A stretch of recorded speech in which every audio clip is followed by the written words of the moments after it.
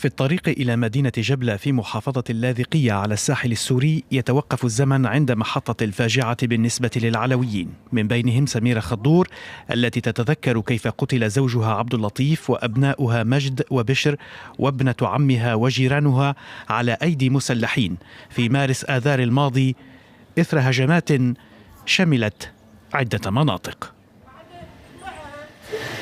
وشفت مجد جيت بدي شيله بإيدي، طلعت معه بإيدي، بعدين كل إيدي دم، طلعت على الشارع وصرت عيان. تحقيق لوكالة رويترز كشف وقوع عمليات قتل جماعي من 7 إلى 9 من مارس الماضي في 40 موقعا في البلدات التي يقطنها علويون على الساحل السوري أدت إلى مقتل ما يقرب من 1500 شخص.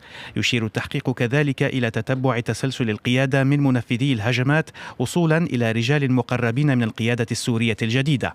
وقد شاركت في عمليات القتل حسب التحقيق عدة مجموعات، وهي وحدات هيئة تحرير الشام التي تتضمن الفرقة 400 وجهاز الأمن العام وفصائل مدعومة من تركيا كفرقة السلطان سليمان شاه، بالإضافة إلى فصائل سنية ومقاتلون أجانب وعدد من السكان السنة.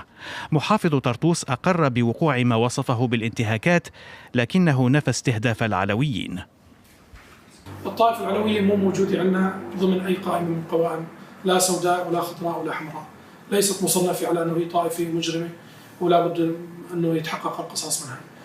الرئيس أحمد الشرع قال إن 200 من أفراد القوات الحكومية لقوا حتفهم، لكن الحكومة لم تنشر إحصاء للقتلى في صفوف المدنيين العلويين.